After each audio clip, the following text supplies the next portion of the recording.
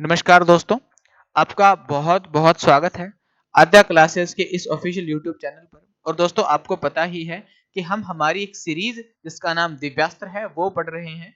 RRB exams के लिए, SSC के लिए, एमटीएस के लिए, अपकमिंग स्टेट्स एग्जाम्स के लिए बहुत सारे स्टेट में भी बहुत सारी वैकेंसी है। तो इस रिगार्डिंग हम जितने भी सारे इंपॉर्टेंट जो हमारे कॉन्सेप्ट्स हैं, प्रीवियस ईयर क्वेश्चंस हैं, ट्रिक्स हैं, हम वो सारे देखते हुए चल रहे हैं। तो इसी सीरीज में आपका बहुत बहुत स्वागत है आज की इस कड़ी में। तो चलिए, आज आपके लिए बहुत कुछ खास है। आज जो इंपॉर्टेंट कॉन्सेप्ट है जिसपे भर भर के एग्जाम्स में क्वेश्चन पूछे जाते हैं, इंक्रीजिंग डिक्रीजिंग का जो कॉन्सेप्ट है दोस्तों, मजेदार कॉन्सेप्ट रहने वाला है और आज की क्लास भी बड़ी शानदार रहने वाली है। तो चलिए चलते हैं हमारे कॉन्सेप्ट्स की तरफ। तो सबसे पहले हम कॉन्सेप्ट बिल्डिंग करेंगे, उसके बाद हम क्वेश्चनों पर चलेंगे। तो दोस्तों आज का कॉन्सेप्ट है कॉन्सिक्यूटिव चेंज। कॉन्सिक्यूटिव चेंज मतलब यानी कि एक के बाद दूसरा।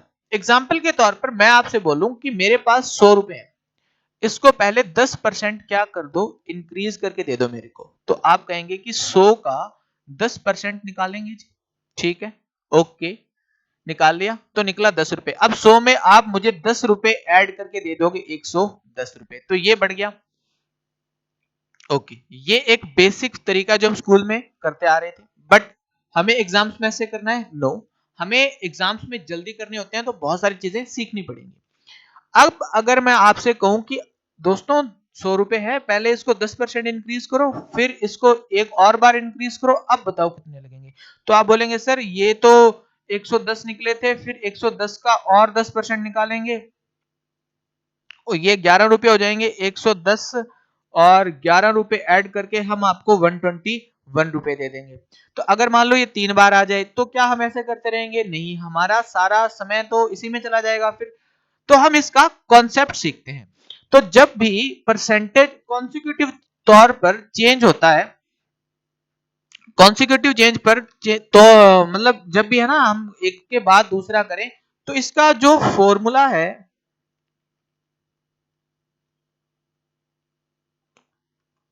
इसका जो फॉर्मूला है दोस्तों, वो किस तरीके से काम करता है। मान लो एक परसेंट है 10, दूसरा परसेंट भी है 10, ये दोनों क्या हो रहे हैं? इंक्रीज हो रहे हैं। तो ये x मान लेता हूं मैं, सेकंड चेंज y मान लेता हूं। तो फॉर्मूला क्या बनता है कि x प्लस वाई। अब ये दोनों प्लस प्लस क्या है, यानी कि ये भी बढ़ रहा है ये भी बढ़ रहा है, तो आगे भी क्या आएगा? Plus. x multiply Y divide by percent है तो 100। x की वैल्यू कितनी दे रखी है? दे देखो, मेरे पास 10 थी, दूसरी भी कितनी थी? 10 थी, प्लस 10 इंटू 10 डिवाइड बाई 100, 0 से 0, 10 और 10 20 और 1 21, तो डायरेक्ट मेरे पास आंसर आ गया 21। अभी एग्जाम में देखने में लग रहा होगा, बट जब हमारी प्रैक्टिस हो जाएगी बहुत इजी हो जाएगा। ये 21 क्रिटिकल परसेंटेज में हम सॉल्व कर पाएंगे, इससे क्या कर पाएंगे? क्रिटिकल परसेंटेज भी सॉल्व कर पाएंगे। ये 21% हो गया, तो मैं डायरेक्ट बढ़ा दूंगा 21%। तो 100 का जब मैं 21% निकालूंगा तो आंसर आ जाएगा 21, और 100 का 100 में 21 ऐड करेंगे तो 121 आ जाएगा। Are you getting the point? दूसरा तरीका यह है दोस्तों, ये भी हम यूज करेंगे क्योंकि एग्जाम्स में हमें इससे भी फास्ट कर कैलकुलेशन करनी होगी। मान लो कि उसने कहा कि 100 रुपए के पहले 10% बढ़ाओ, तो 10% का मतलब होता है 1/10। ये ऊपर वाला होता है मल्टीप्लाई फैक्टर, ये नीचे वाली होती है बेस वैल्यू। ये मैं पिछले लेक्चर्स में पढ़ा चुका हूं। तो 10 से 1 बढ़ा के कितना हो जाएगा? 11। फिर वो वापस कह रहा है कि इस जितने भी ये वैल्यू है पूरी की पूरी, इसका 10% इंक्रीज है ना, ये जितनी भी वैल्यू है इसका 10% इंक्रीज। तो वापस 10 से 11, तो 10 से 10, 10 से 10, 11 को 11 से मल्टीप्लाई करेंगे, आंसर डायरेक्ट आ जाएगा 21%। हम इन दोनों तरीकों का ही यूज करेंगे। अगर वो आपसे बोल दे कि पहले 10% बढ़ रहा था और अब 10% कम हो रहा है, फिर बताओ कैसे करेंगे? सेम है, हमें फॉर्मूले में वैल्यूज रखनी है। फॉर्मूला ये रहेगा, x है ये y है। अब की बार ये माइनस का हो गया, ये प्लस का, क्योंकि ये तो प्लस मतलब इंक्रीज, माइनस मतलब decrease. Plus -10 multiply by 10 into 10। अब यहाँ पे ये जो साइन है दोस्तों, इसको प्लस, ये मल्टीप्लाई क्यों लिखा? क्योंकि साइन का मल्टीप्लाई। अब देखो यहाँ प्लस था, यहाँ माइनस है, तो यहाँ ओवरऑल मल्टीप्लाई होकर क्या बनेगा? Plus multiply minus is equal to minus. तो बीच में कौन सा साइन आ जाएगा दोस्तों? माइनस का। हमारे यहाँ साइन के मल्टीप्लाई है, यानी कि प्लस माइनस तो माइनस आ जाएगा, डिवाइड बाय 100। एक जीरो से एक जीरो, एक जीरो से एक जीरो, 10 में से 10 गए जीरो, जीरो में से -1 यानी कि 1% क्या हो जाएगा? डिक्रीज हो जाएगी। जो भी वैल्यू थी वो 1% डिक्रीज हो जाएगी।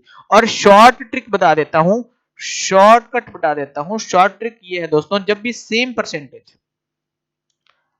परसेंटेज होंगे, एग्जाम्पल के तौर पर जैसे 10-10 थे, इंक्रीज डिक्रीज हो रहे होंगे तो हमेशा डिक्रीज आएगा और वो आंसर आ जाएगा n की स्क्वायर, यानी कि 10 इंटू 10 का स्क्वायर 0। क्यों आ जाता है? क्योंकि देखो 10 से 10 तो कट ही जाएगा, हमें इसका तो यूज ही नहीं है, बस इसका यूज है। 1 से 1 0, 1 से 1 0, तो आंसर आ जाएगा 1% क्या हो जाएगा?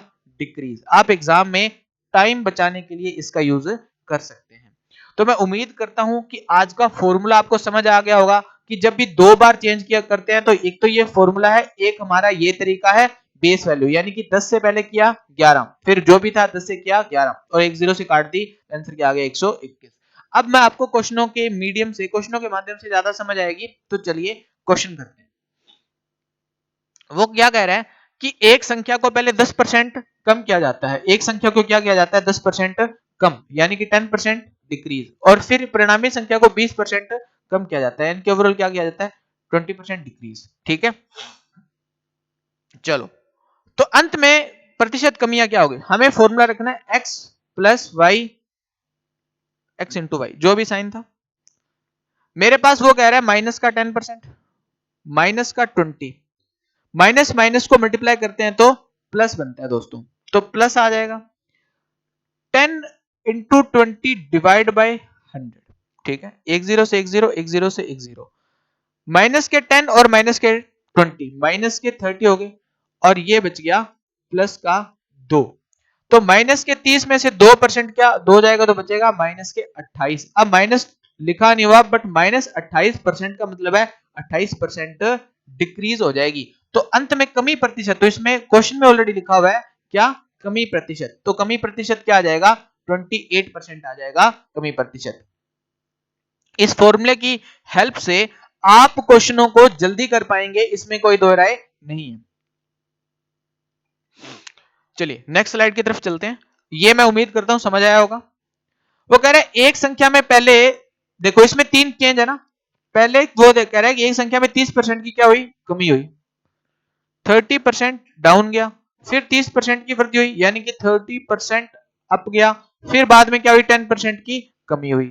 तो अब हमें 3 दे दिए, तो घबराना नहीं है, ये आपको घबराना नहीं है। सबसे पहले 2 पर यूज करना है फॉर्मूला, माइनस के 30 प्लस, दूसरा बढ़ रहा है तो प्लस के 30, माइनस प्लस माइनस होते हैं मल्टीप्लाई में, 30 मल्टीप्लाई 30 डिवाइड बाई 100। एक जीरो से जीरो, जीरो से जीरो कट कर लेते हैं, 30 में से 30 जाएंगे जीरो, माइनस के 9%। अब माइनस के 9% क्या हो रहे हैं? इंक्रीज। इन दोनों का जो रिजल्ट आया वो माइनस के 9% है। अब देखो वो कह रहे हैं माइनस के 10% ऑलरेडी डिक्रीज हो रहे हैं, ये देखो ये डिक्रीजिंग है, और माइनस के ये हमारे 9%, तो माइनस के 9% ये भी डिक्रीज है। माइनस माइनस होते हैं दोस्तों plus, 10 into 9 divide by 100। Almost वो पूछ रहा है ऑलमोस्ट कितनी, निकटतम पूर्णांक में, एग्जैक्ट नहीं पूछा उसने, ऑलमोस्ट। तो 10 और 9 19। ठीक है, माइनस के आ जाएंगे प्लस, ये होते हैं 90, 90 को मैं 100 से डिवाइड करूंगा तो आंसर आ जाएगा 0.9, यानी कि 19 में से 0.9, इन दोनों को ऐड करेंगे तो 19 में से कम हो जाएगा, क्योंकि ये प्लस का और ये माइनस का। तो ऑलमोस्ट क्या आ जाएगी? 18% की कमी, क्योंकि 19% नहीं आएगा, 19% से एक से थोड़ा सा कम, एक से हल्का सा कम, 0.9 क्या हो रहा है? माइनस हो रहा है ये। तो आंसर क्या आ जाएगा? 18% की कमी आ जाएगी हमारी ओवरऑल। चलिए नेक्स्ट क्वेश्चन करते हैं। वो कह रहा है सेम क्वेश्चन है, बस इसमें कई बार वो बढ़ा देगा कई बार घटा देगा। देखो एक ही पारी में पूछे क्वेश्चन है विद डेट, है ना। वो कह रहे एक संख्या में पहले क्या हुई? 30% की कमी, फिर 30% का इंक्रीज हुआ, फिर 30% का इंक्रीज हुआ। तो मैं कोई भी दो पकड़ लेता हूं, मैं इन दोनों को पकड़ लेता हूं। मान लो माइनस के 30, फॉर्मूला क्या करता है? प्लस के 30, प्लस माइनस माइनस होते हैं, 30 मल्टीप्लाई बाई 30 डिवाइड बाई 100। एक जीरो से एक जीरो, एक जीरो से एक जीरो, 30 में से 30 गए 60, जीरो। अब 3 माइनस के 9, यानी कि माइनस के 9% ओवरऑल डिक्रीज आ गया। इन दोनों का आंसर आ गया माइनस के 9%।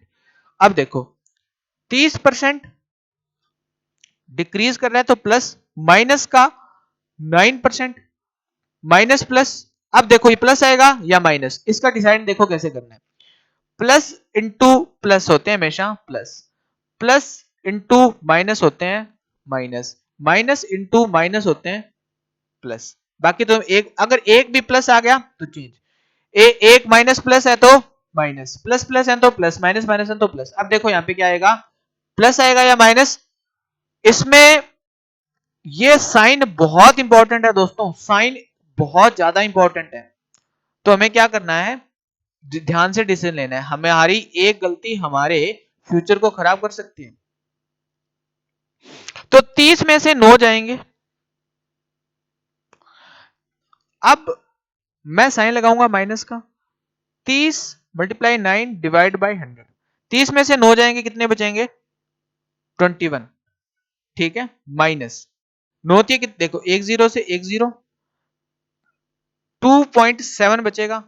21 में से 2 जाएंगे, 19 के बचेगा, 19 में से 0.7 और जाएंगे तो 18% की आ जाएगी। देखो सीधा समझ लो, 21 में से 2 जाएंगे तो 19 बच जाएगा, 19 में से 0.7 और कम हो रहे हैं तो कितना बचेगा 80%। तो ओवरऑल कितना इंक्रीज आ जाएगा, 80% का इंक्रीज आ जाएगा। वो कह रहा है किसी एक संख्या में 30% की वृद्धि हुई,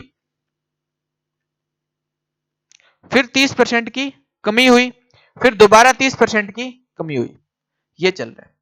तो सबसे पहले इन दोनों को पकड़ लेते हैं।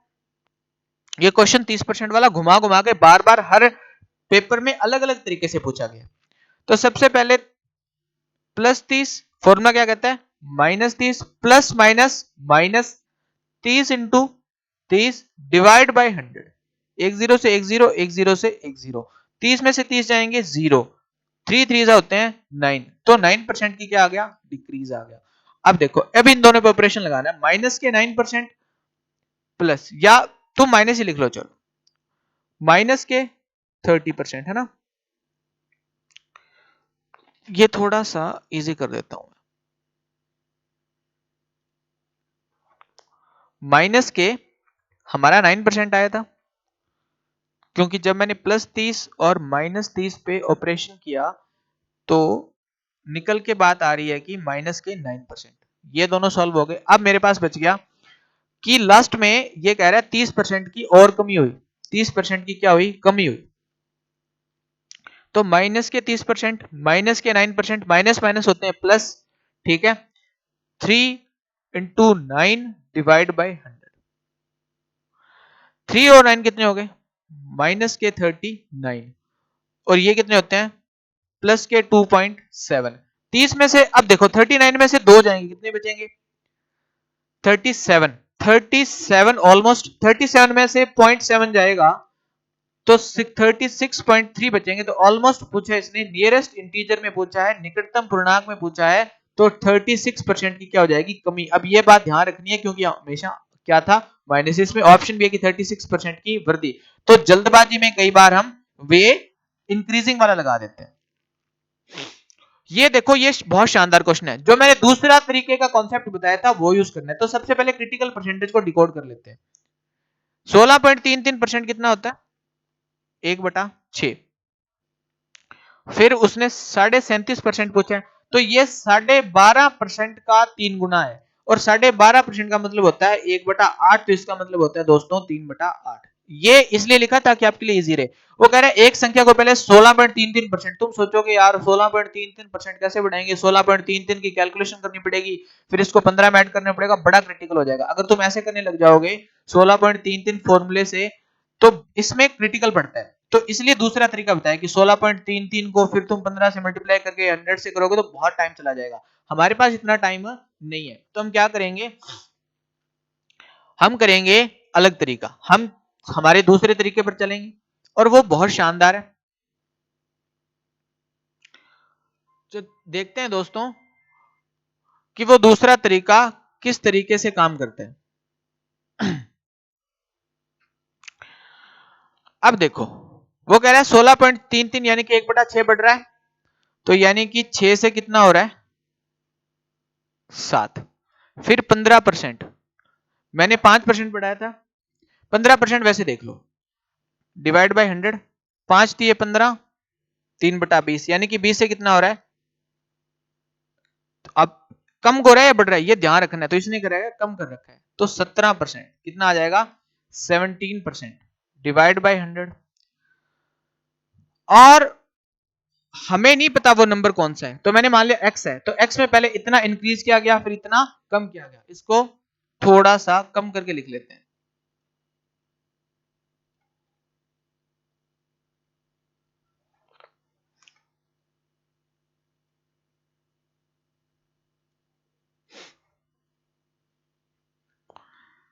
बीस से कितना हो गया 23%,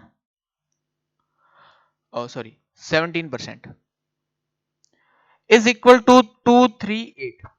17 से कटेंगे, 17 वन जा 17 वन, ठीक है, कितना बचेगा, क्या ये डिवाइड हो जाएगा पूरा पूरा, नहीं, तो हमें कुछ और सोचना पड़ेगा।